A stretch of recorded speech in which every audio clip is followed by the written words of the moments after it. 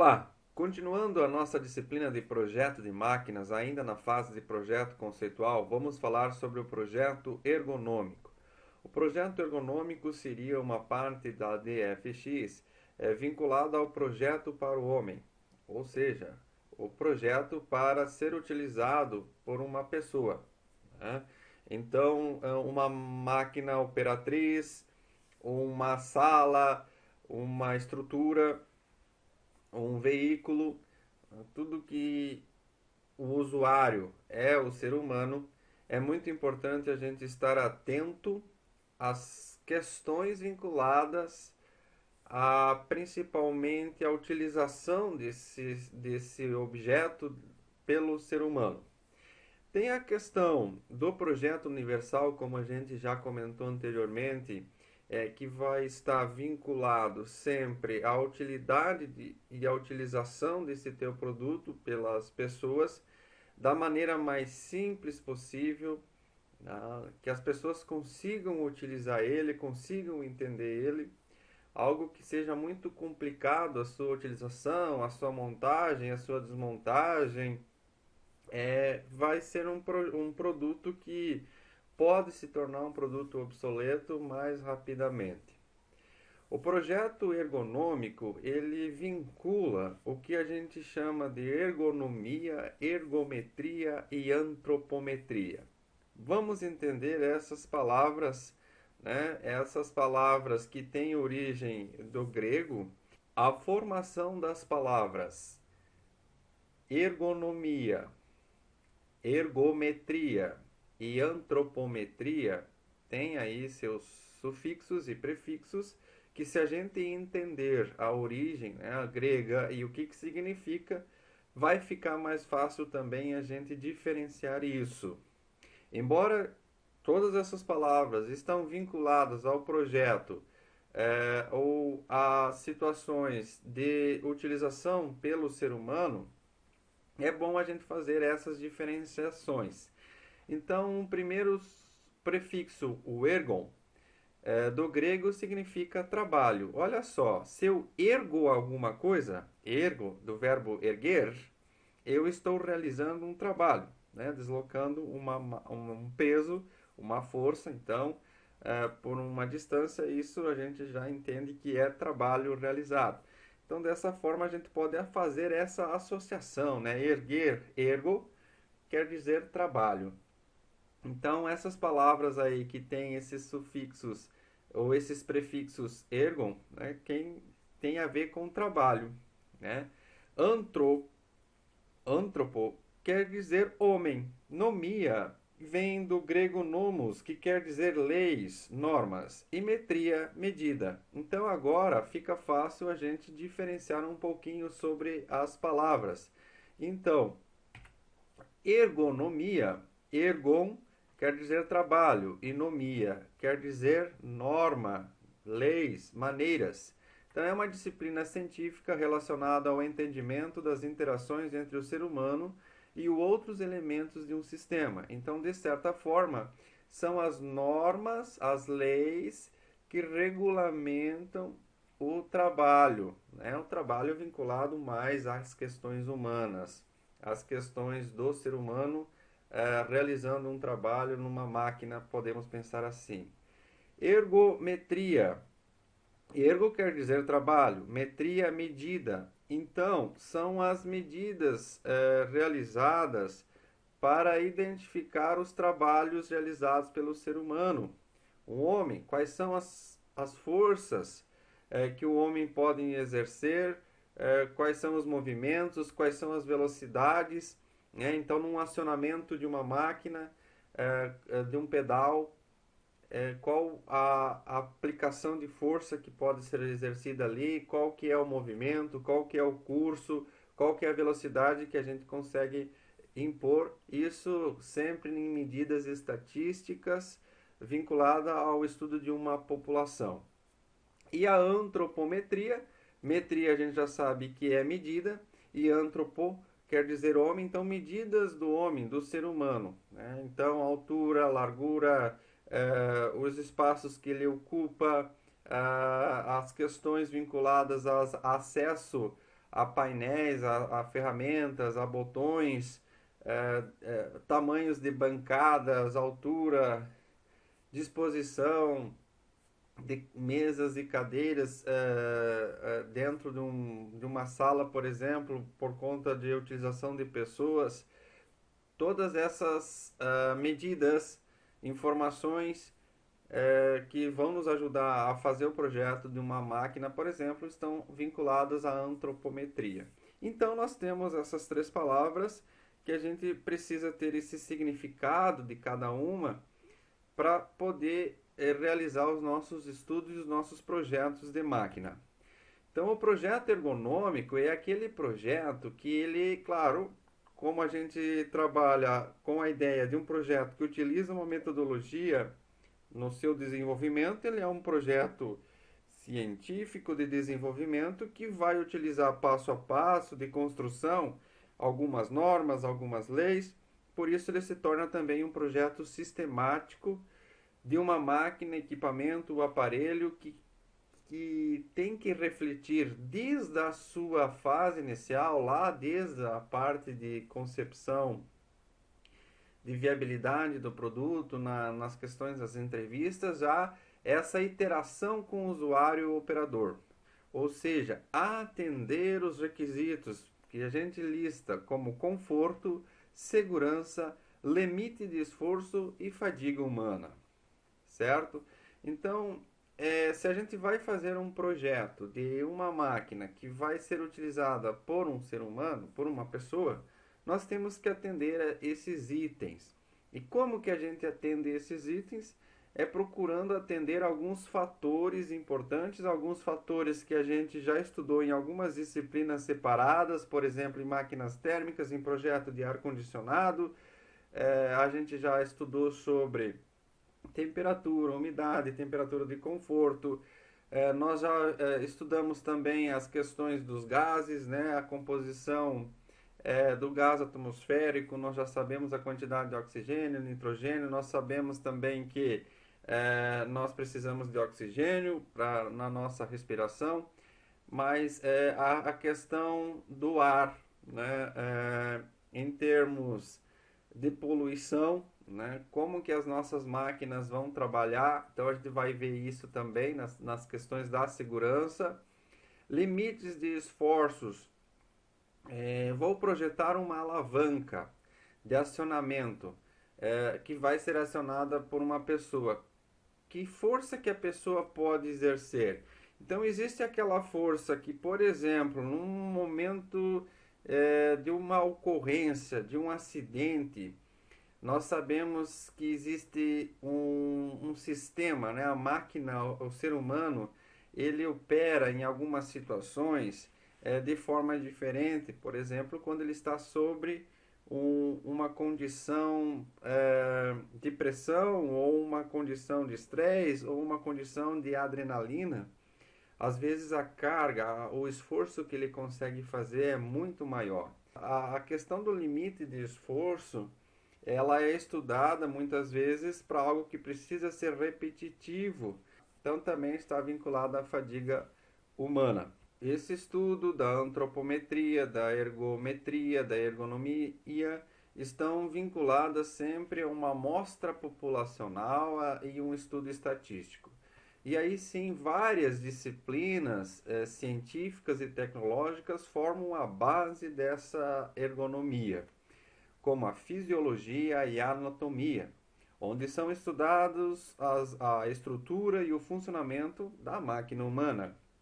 A antropometria dá informações sobre as medidas do corpo humano. A ergometria e a medicina industrial estudam as condições limites de esforço e trabalho humano, estabelecendo as condições ótimas e limites da fadiga mental e concentração no trabalho. Todas essas disciplinas necessariamente trabalham dentro de amostras estatísticas que podem ser ou não adequadas a uma determinada população. Então, a ideia nessa apresentação é trazer algumas informações básicas do que envolve esse projeto para o ser humano, mas também não só para o ser humano, por exemplo, pode ser para animais, para pets, por exemplo, que são produtos cada vez mais procurados no mercado. A gente tentar entender muito essa questão vinculada ao utilizador, né? Mas esse utilizador ele está dentro aí de uma amostragem populacional. E aí a gente vai se concentrar muitas vezes a qual a população que vai querer atender, brasileira, europeia, mundial, regional, porque há alterações. E nessa questão de alterações também, o material que a gente traz são informações, às vezes técnicas, de algumas dimensões, que vão se alterando conforme vão sendo feitas pesquisas nessas áreas. Então, a próprias Olimpíadas que estão acontecendo agora, nesse momento, ela nos mostra, né? Eles estão fazendo uma comparação das Olimpíadas lá na década de 60 e agora em 2021. Há uma alteração notável nos movimentos que são realizados pelos atletas, a velocidade com que os movimentos são desenvolvidos em todas as competições, seja lá na natação, seja na ginástica, a força exercida, ou seja, força e velocidade, nós sabemos que essa multiplicação, né, de força e velocidade resulta numa potência, então a gente pode dizer assim, seria a potência do trabalho humano, também desempenhando uma atividade física ou mesmo uma competição olímpica, se alterou muito com o tempo, né? Então há uma evolução do ser humano nessas questões, há uma evolução na parte científica, há uma evolução também nos estudos, nos treinamentos, e fazem com que haja alterações aí do próprio esforço que a pessoa pode estar colocando numa máquina, num veículo, por exemplo. Então, sempre quando a gente for desenvolver algum projeto, a gente precisa estar atento às normas, né, a anomia, as normas que relacionam a esses trabalhos e as normas mais atuais. As próprias normas sofrem atualizações, então o próprio material que a gente traz aqui é só uma ilustração aí do que existe. Então sempre quando a gente for fazer um projeto, tentar buscar o que tem de mais atual na parte de estudo, nessa área de estudo aplicado à antropometria, à ergometria. Fatores dos locais de trabalho. Não só os locais de trabalho, mas no meio ambiente normal aí, no ambiente em que você está, até mesmo na sua casa, buscar então uma interação com esse meio, as máquinas que estão ali trabalhando e o ser humano, precisam estar assim de uma forma harmônica convivendo, podemos dizer assim. E existem os fatores de temperatura, umidade, ruído, vibração, fadiga, pressão social e psicológica que interferem muito nesse funcionamento harmônico. Então a gente sabe que um ambiente muito quente, um ambiente que não tem tanto calor, né, que é frio, vai prejudicar o trabalho, vai prejudicar o conforto, né, por exemplo, até mesmo o rendimento dessa pessoa, a sua eficiência, as questões de umidade, ruído, vibração. Então a gente vai estudar um pouquinho de cada fator desses vinculados principalmente a questão da sudoração, porque é uma questão de troca de temperatura do corpo humano. Então, o corpo humano sendo uma máquina, a troca térmica acontece pelo suor, pela sudoração. Então, vamos entender rapidamente essa questão da sudoração. A questão da respiração, principalmente vinculado à poluição do ar. As questões de vibração, os níveis aceitáveis de vibração, seja por uma questão de limites máximos de vibração para que não haja problemas de saúde no operador, de ruído também, e as questões de iluminação. Isso forma aí uma parte importante no projeto de uma máquina pensando aí no ambiente, pensando o que ela pode provocar ao seu redor e para o seu utilizador. Vamos lá, primeiramente, para a questão da sudoração. Para o funcionamento da máquina humana, os músculos convertem energia química contida na glicose em energia mecânica através de uma reação físico-química, cujos resíduos são principalmente ácido lático e calor. E isso precisa ser dispensado do nosso organismo. Então, o ácido lático ele é eliminado pelas glândulas sudoríparas, também pelo suor, né? E a outra parte desse ácido lácteo ele é enviado ao sistema renal, tá? Então, onde deverá ser eliminado pela urina. Então, assim a gente consegue eliminar essa questão do ácido láctico. Já o calor, ele é eliminado pela transpiração pulmonar, certo? E aí, se a gente elimina ou restringe essa questão da transpiração, nós vamos ter problemas em relação à troca de calor. E a gente sabe que uma máquina que tem que operar com uma certa temperatura, se ela tiver problemas na troca de calor, ela vai aquecer, ou ao contrário, né? E vai ter problemas no funcionamento. Então a gente precisa pensar nesse funcionamento do corpo humano. Vestimentas inadequadas. Vestimentas inadequadas, fazendo aí uma restrição ao processo de sudoração. Temos problemas de sudoração quando os ambientes têm uma umidade relativa muito elevada. Tá? Então, cuidar aí em relação a equipamentos, a máquinas que vão produzir uma certa quantidade de umidade, né, e colocar essa umidade no ar próximo do operador, porque vai prejudicar o operador. Pode haver uma falência do sistema sanguíneo e respiratório por uma falta de preparo do operador, uma exaustão, né, um cansaço, enfim. Então a gente tem que estar atento a essas situações. Se for restringido o processo de sudoração, o resultado é o acúmulo de ácido lácteo nos músculos sob forma de cristais, causando a conhecida cãibra e outros problemas relacionados. Então, essa questão do trabalho, da preocupação com a troca de calor, vinculando principalmente a questão da umidade. No momento em que essa umidade relativa, né, ela aumenta, ela fica maior, nós já podemos cair numa faixa 2 aqui.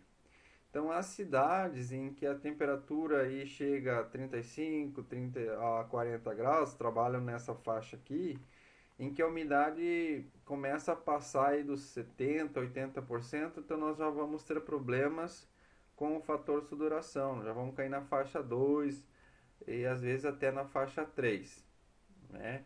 Então, por exemplo, as cidades do litoral, né, cidades do litoral norte de Santa Catarina, por exemplo, elas têm temperaturas no verão nessa faixa de 35 a 40 graus, e a umidade relativa acima de 80%. Então fica difícil a troca de calor por essa questão de fator de sudoração. Então, como é que vai ser o ambiente de trabalho, como que vai ser as situações, simplesmente pelas condições de temperatura e umidade ambiente, fora as condições que a gente pode estar criando com a construção de alguma máquina que vai estar no setor de trabalho.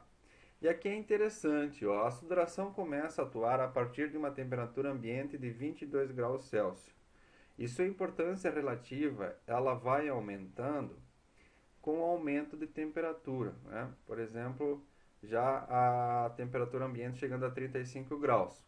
Como a nossa temperatura do corpo é em torno de 35, 36 graus, quando a temperatura ambiente ficar próxima a essa temperatura, vai ser muito difícil a troca térmica, né? Porque as temperaturas são iguais, tanto do corpo quanto do meio ambiente. Então, a forma mesmo de se trocar calor é a partir da sudoração apenas, né? Depois que passar essa temperatura de 35 graus no meio ambiente. Então, sendo sim o único meio disponível para a eliminação do calor gerado pelo organismo. Então vamos supor que nós estamos aí trabalhando numa situação de 42 graus. Temperatura ambiente 42 graus por conta aí de algumas máquinas que estão ao seu redor, alguns fornos. Mas nós já temos cidades indicando essa temperatura no verão, então é importante a gente ficar atento a isso. Então, 42 graus, se o organismo produz internamente 300 calorias por hora, recebe por condução a essa temperatura 110 quilocalorias por hora e por convecção ele vai conseguir 170 quilocalorias por hora, né, somando essa produção de calor internamente, mais o que ele recebeu do meio ambiente por condução e por convecção. Aqui nessa tabela ao lado a gente consegue ver, dependendo da temperatura ambiente, quais são as questões de troca de calor, por condução, convecção, radiação. A soma, né, de 300 mais 110 mais 170 resulta em 580 quilocalorias por hora. E isso corresponde, numa troca térmica, à evaporação de 1 litro de água por hora. Certo? Então aqui nós teríamos que ter aí a possibilidade de suar, por exemplo, para conseguir eliminar 1 litro de água por hora. Se nós só pensarmos que não existiria essa questão da sudoração, mas sim somente a eliminação do calor pela água, né? Pelo processo respiratório, então o calor eliminado pelas vias respiratórias é bem menor do que isso, do que 1 litro de água por hora. A gente consegue eliminar em torno de 7 calorias com 12 gramas de água por hora através das vias respiratórias. Então é importante a gente pensar nessa questão da sudoração, principalmente a temperatura acima de 35 graus. O corpo humano em atividade gera calor, portanto, para trabalhadores braçais, a temperatura adequada ambiente pode variar de 16 a 25 graus. Então, essa é uma condição de temperatura ambiente para essas condições de trabalho. Para trabalhadores em escritório, a temperatura ideal está entre 20 e 25 graus. E o conforto térmico é um fator subjetivo que deve ser examinado com cuidado, né? Porque nós vamos ter nos setores pessoas que vão sentir aquela questão mais frio, mais calor, né? Seria o conforto térmico. É importante a gente investigar no local de trabalho, seja num projeto de máquina térmica para fazer esse condicionamento de temperatura em um ambiente, ou seja, no projeto de uma máquina que pode estar alterando a temperatura do meio em que as pessoas estão trabalhando. Então é muito importante esse cuidado com o conforto térmico. Na questão do fator de respiração, nós trazemos a importância da qualidade do ar. Nós sabemos já que o ar, que nos cerca, ele tem uma composição de aproximadamente 78% de nitrogênio, 21% necessário na nossa respiração, 21%, e os demais gases aí, trazendo aí uma parcela maior nesses demais gases de gás carbônico, 1%. Nós trouxemos aqui do lado uma informação de cores dos cilindros de gás industriais aí que a gente utiliza, só para uma questão interessante, né, para a gente saber ou relembrar nas questões das cores vinculadas a cada cilindro de gás. Então, o acetileno na cor vermelha, o oxigênio medicinal que está sendo tão utilizado nesse momento na cor verde, o cinza claro, dióxido de carbono, CO2, o marrom, bastante utilizado aí nas indústrias por causa da mistura para a solda, né, que é o argônio e o gás carbônico, o dióxido de carbono. Óxido nitroso, um azulzinho claro, nitrogênio, um cinza, hidrogênio amarelo, o hélio é laranja, argônio é marrom, muito parecido da mistura para solda, e o oxigênio industrial, é uma diferença entre o medicinal mais puro, né, e o oxigênio industrial, O2, por exemplo, utilizado aí para oxicorte, né, processo de solda também, oxiacetileno. O gás ele está num recipiente, né, o cilindro que tem a cor, ele é um preto, né? Essas são as cores padrões para os cilindros de gás, né, pela norma ABNT NBR 12173. A qualidade do ar, a gente sabe que nós respiramos o oxigênio para quê? Para a oxidação da glicose. Tudo bem, né? Em relação ao oxigênio, mas não pode faltar oxigênio na nossa respiração. Então essa quantidade ela é perfeitamente assimilada pelo corpo. Claro que quem for aí em altas altitudes vai ter um pouco de problema até a sua adaptação, né? Mas a quantidade de oxigênio é mais ou menos essa. Agora, numa quantidade maior de oxigênio que a pessoa inalar, por exemplo, nós vamos ter problemas, né? Por exemplo, embriaguez, envenenamento ou matar, certo?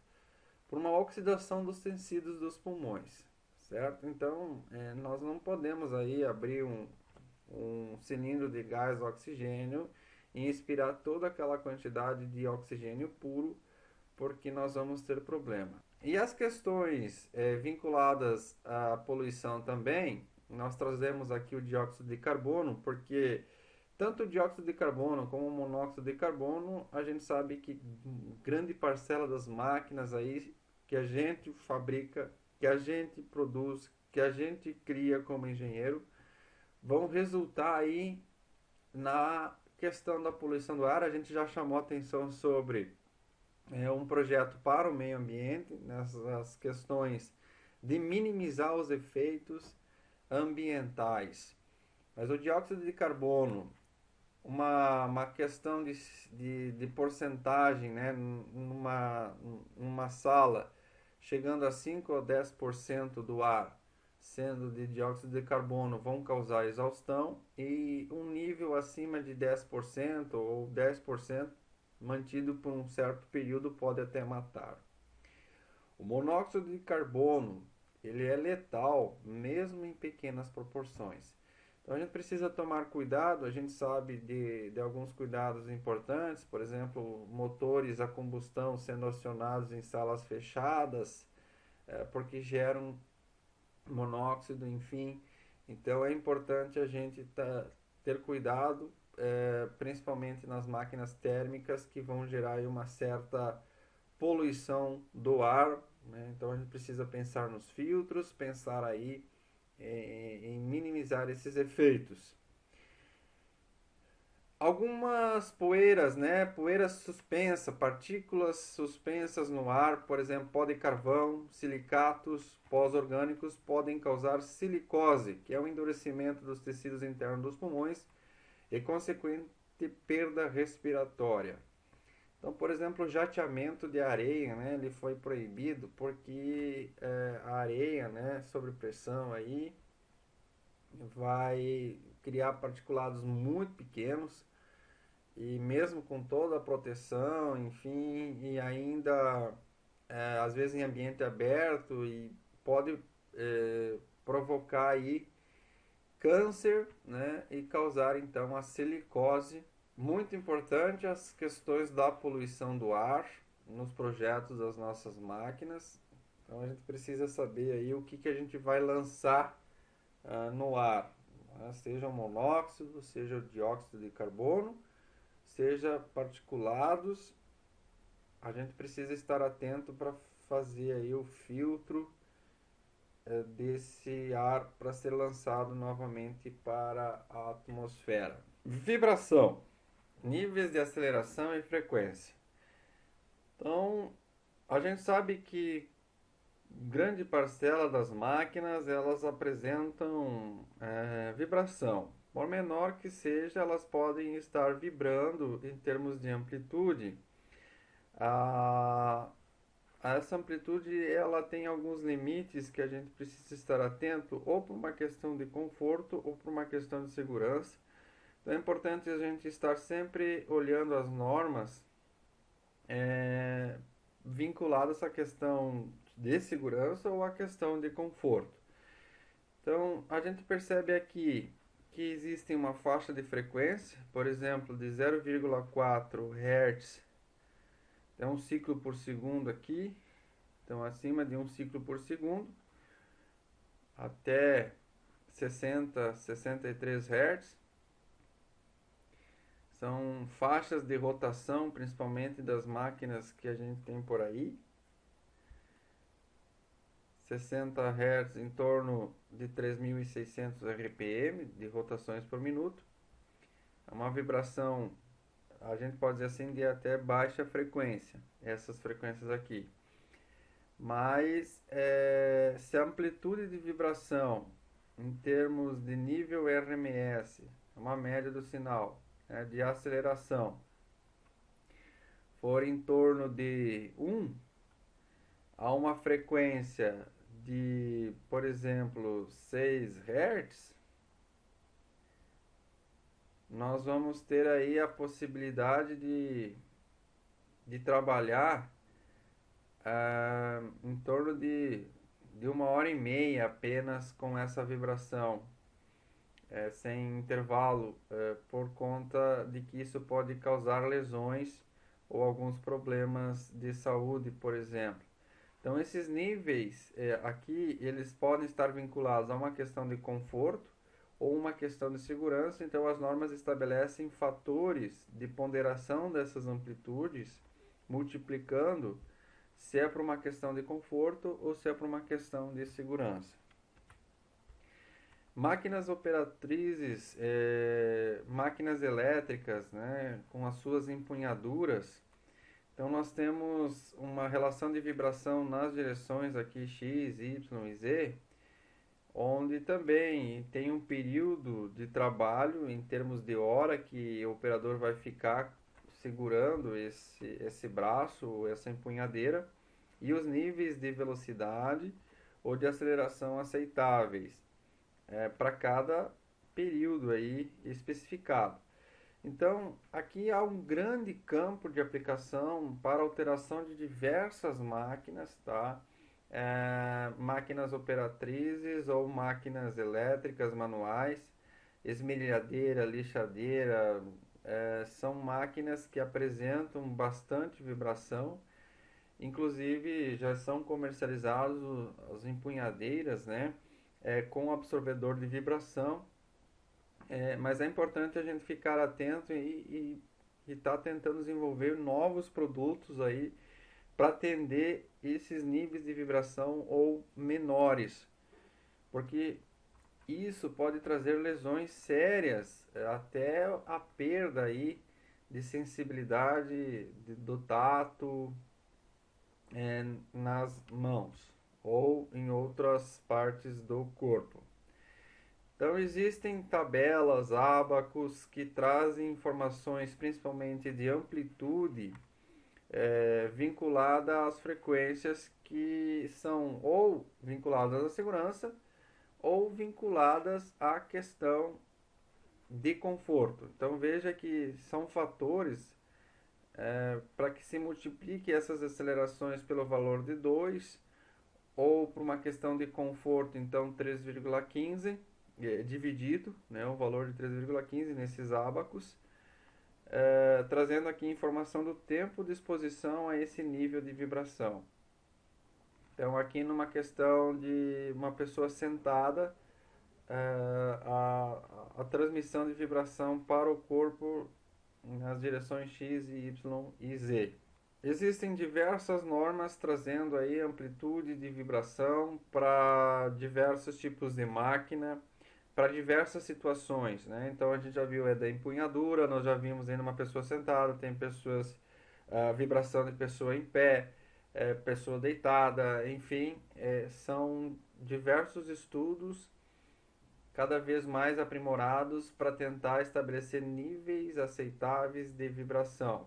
Então é importante a gente saber qual que é a aceleração de vibração que tal situação, tal máquina vai estar atuando, não só pensando em relação à manutenção dessa máquina ou a questão da integridade estrutural da máquina, porque se ela operar também com altos níveis de vibração, isso é um indicativo de alguma falha que está acontecendo na máquina, ou de uma possível falha que irá acontecer na máquina, né?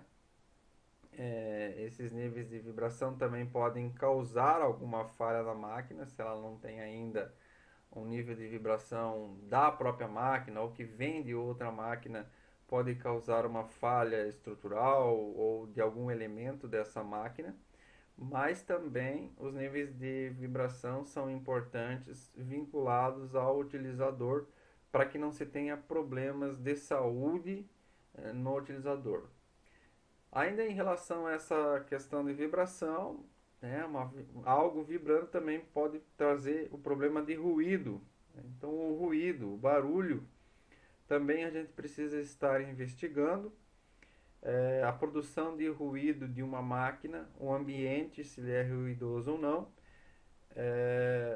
Muito do que se está falando aqui, quem for fazer uma especialização, por exemplo, em segurança do trabalho, vai trabalhar muito com esses dados, principalmente de ruído e de vibração dos ambientes de trabalho. Os níveis aceitáveis de ruído também estão vinculados à sua frequência e sua amplitude em decibel. E o tempo de exposição.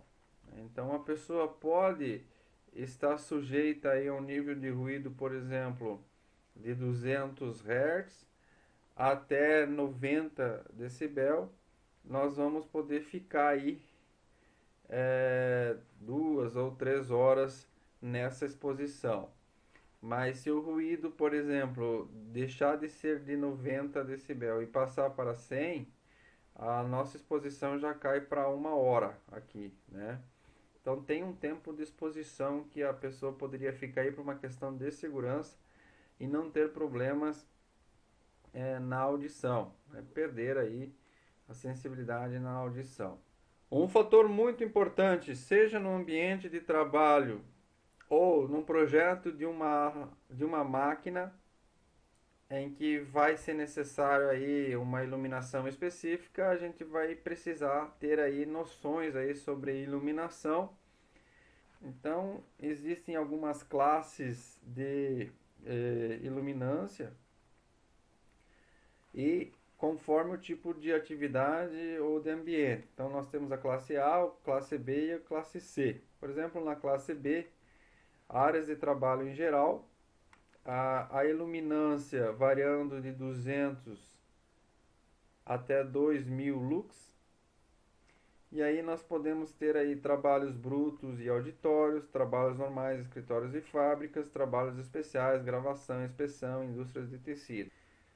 Falando agora um pouquinho mais sobre as medidas do corpo humano na antropometria. Então, medida do corpo humano, é muito importante a gente estabelecer o conceito de percentil. O que significa o percentil? É muito difícil que a gente tenha dimensões do ser humano que todos eles sejam iguais. A gente sabe que as pessoas têm diferentes medidas, mas a gente consegue colocar numa distribuição diversas situações de medição, né? Então existe um percentil de 5%, que abaixo de 5% dessa população atende àquela medição. Tem o percentil 50%, que significa que 50% da população atende àquela dimensão. E tem o 95% de percentil, que é que 95% da população atende até aquela dimensão, né? Então a gente procura fazer um projeto vinculado a quanto a gente quer atender, né? Esse percentil, ele existe um percentil para cada região, existe um percentil para o país, né? Então, por exemplo, aqui, Alemanha, Inglaterra, Brasil, eh, e outras referências, nós temos para mulheres e homens o percentil de 5, 50 e 95%, e aqui destacando 3, 50 e 97% e outras referências. Mas, por exemplo, até 95% da população, né, ela tem uma altura de 1,84 m, por exemplo. Aqui é a questão da altura das pessoas, né?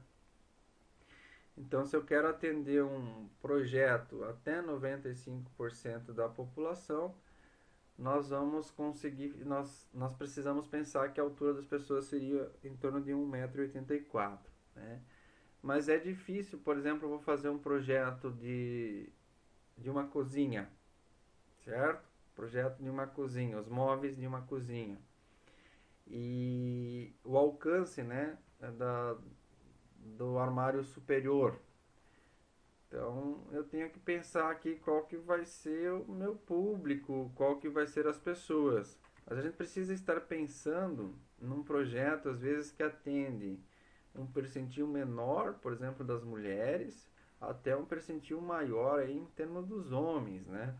Então, fica difícil, às vezes, fazer um projeto que atende totalmente à população.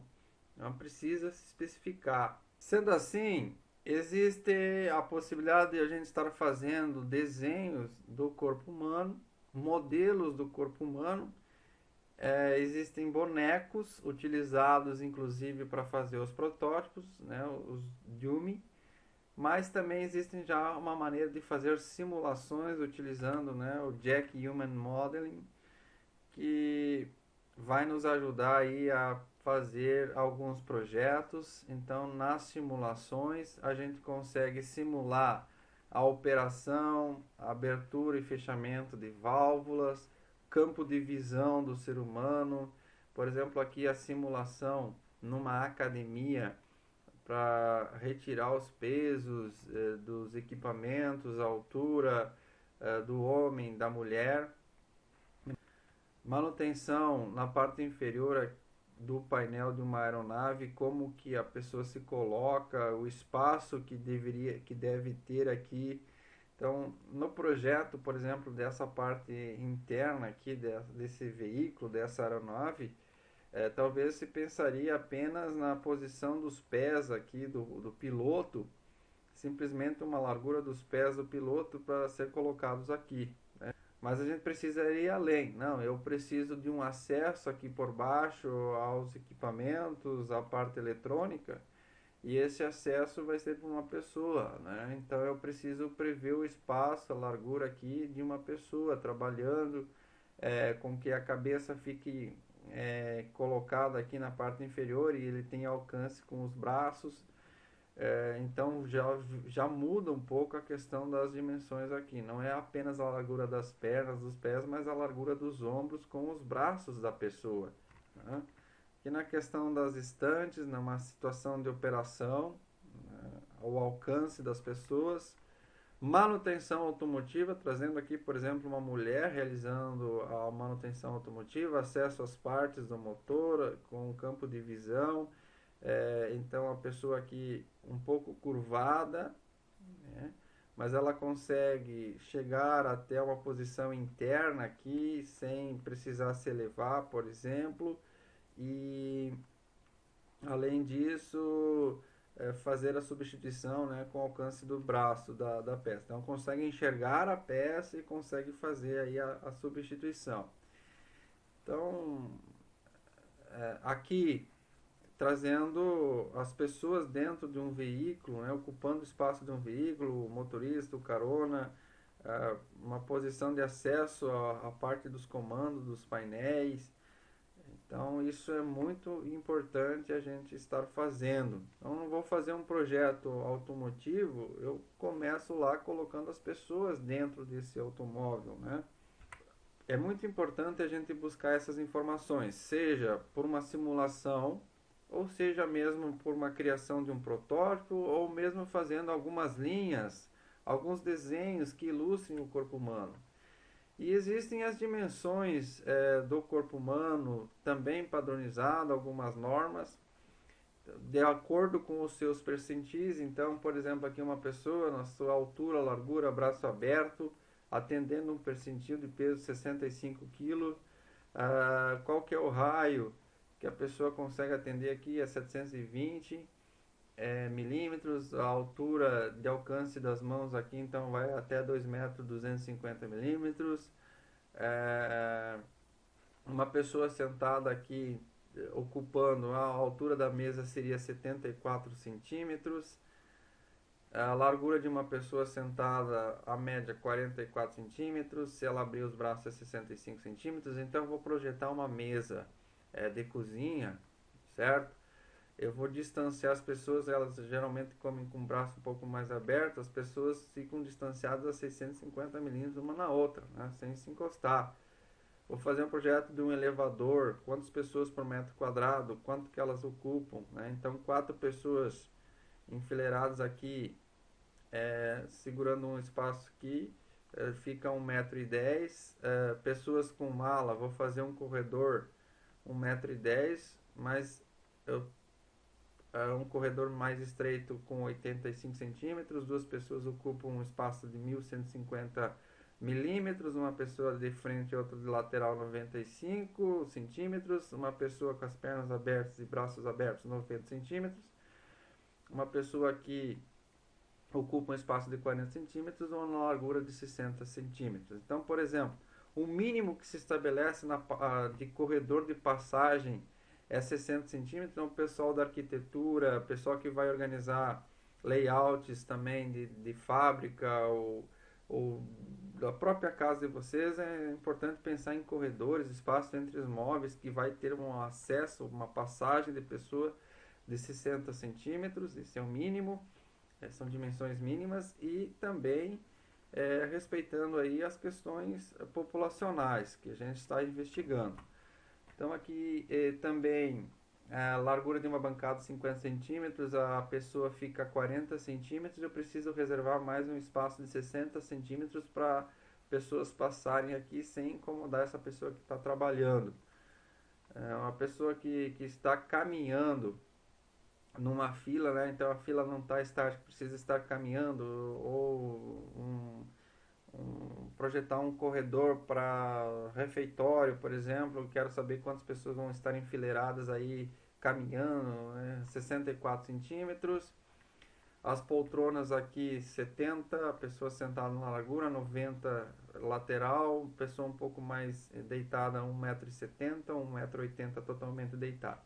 Projeto de escadas, ó, conforme for a inclinação da escada, a altura e largura dos degraus para ficar de acordo.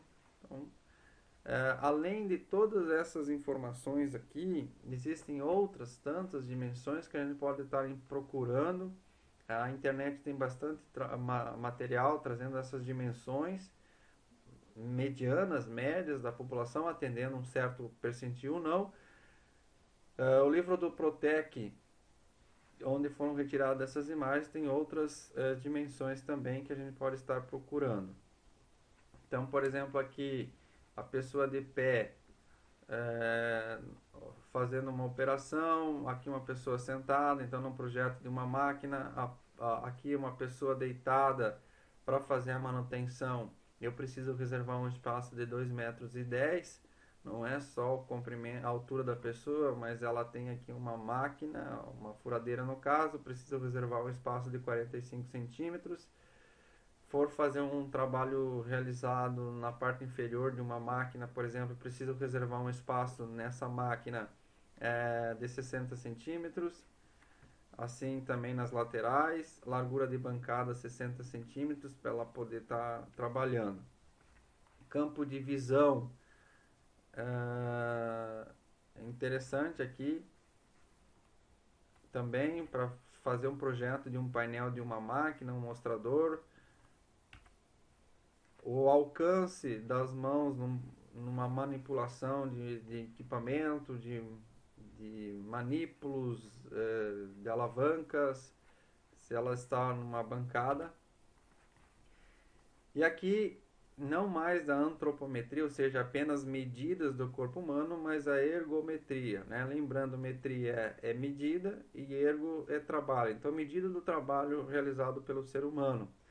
E aqui nós temos uma forma de potência, né? Qual que é a potência produzida pelo ser humano? Não é em watt, porque watt seria joule por segundo e joule é newton metro. Aqui é quilograma metro por segundo, né? Então uma unidade em quilo e não em newton. Mas a gente pode estar depois convertendo apenas pela aceleração da gravidade. Então em máquinas rotativas, em máquinas alternadas, né? Então vou girar uma alavanca. Qual que é a potência que eu consigo colocar nessa alavanca? A pessoa girando essa alavanca, né? Essa manivela, girando essa manivela, né? Tem rotação completa. Então, dependendo da rotação, que é o curso por segundo aqui, no caso, ela vai produzir uma certa potência. Ela pode chegar até 100 quilômetro por segundo, se for um ciclo aqui de 2 vezes por segundo, quase 2 Hz. Tá? Tem uma limitação em 3,5 Hz, podemos dizer assim, que são ciclos por segundo na sua frequência, certo? Por exemplo, seriam 3 vezes por segundo girado, né? Então, em torno aí de 180, 200 RPM que a gente consegue colocar no máximo aí numa alavanca de rotação, mas o pico de potência aqui seria se eu conseguiria girar em torno a 120 RPM, 2 Hz, né?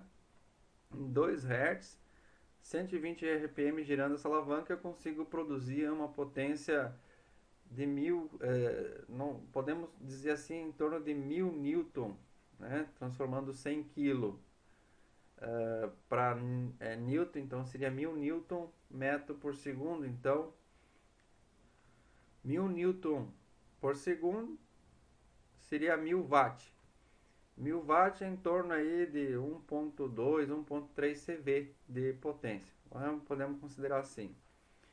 Aqui a frequência e potência que a gente consegue executar com os braços, só com as pernas ou com os braços e as pernas, né? A potência realizando aqui em ciclos, mexendo os braços, né?